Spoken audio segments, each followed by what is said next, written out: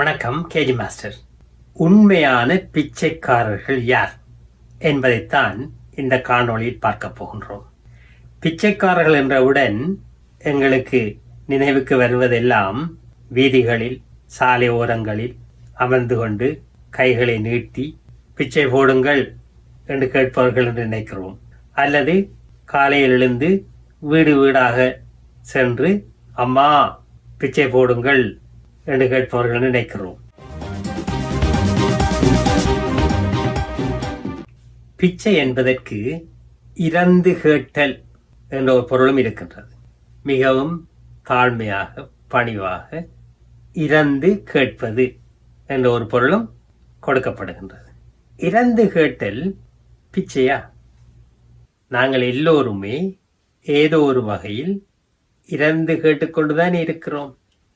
முதலில் பிச்சைக்காரர்கள் என்று நாங்கள் பொதுவாக கருதுகின்றவர்கள் யார் என்பதை பார்ப்போம்.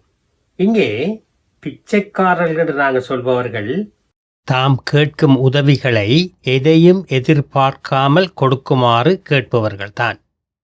இங்கே நாம் முக்கியமாக கவனிக்க வேண்டிய விடயம் என்னவென்றால், அவ்வாறான உதவிகளை பெறுகின்றவர்கள் நன்றி ஐயா, நன்றி அம்மா, நீடூழி வாழ்க, உங்கள் குடும்பம் நன்றாக இருக்க வேண்டும், காட் பிளஸ் யூ என்று சொல்வார்களாக இருந்தால் அது நிச்சயமாக அவர்கள் பெற்றதற்கு பிரதியீடாக ஏதோ ஒன்றை அவர்கள் கொடுப்பதாக கருதப்படல் வேண்டும். எனவே அவர்கள் பிச்சைக்காரர்கள் அல்ல. இப்போது பிச்சைக்காரர்கள் யார் என்பதை நாம் தெளிவாக புரிந்து கொண்டு விட்டோம் அல்லவா?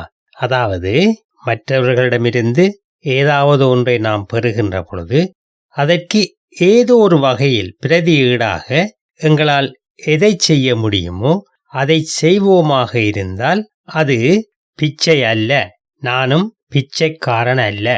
எனவே பிரதிபலன் பாராத உதவிகள் கிடைத்தாலும் கூட, தாயிடமிருந்தோ தந்தையிடமிருந்தோ அல்லது யாரிடமிருந்து கிடைத்தாலும் கூட, அதற்கு நன்றி என்ற ஒரு வார்த்தையை நாம் பிரயோகிக்காவிட்டால், பயன்படுத்தாவிட்டால், அதாவது அந்த உதவியை செய்தவருக்கு அந்த உதவியை நான் எந்த அளவுக்கு நான் உள்வாங்குகின்றேன் என்பதை வெளிப்படுத்தாமல் மௌனமாக இருப்பது பிச்சைக்காரத்தனம். அதாவது நன்றி உணர்வு இல்லாதவர் எவரோ அவரே நான் கூறுகின்ற, நீங்களும் ஏற்றுக்கொள்வீர்கள் என்று எதிர்பார்க்கின்ற பிச்சைக்காரன். இதுவரையில் இந்த காணொளியை பார்த்தமைக்கு நன்றி. சப்ஸ்கிரைப் பண்ணுங்கள், லைக் பண்ணுங்கள், மற்றவர்களுடனும் இதை பகிர்ந்து கொள்ளுங்கள். மீண்டும் ஒரு காணொளியில் சந்திப்போம்.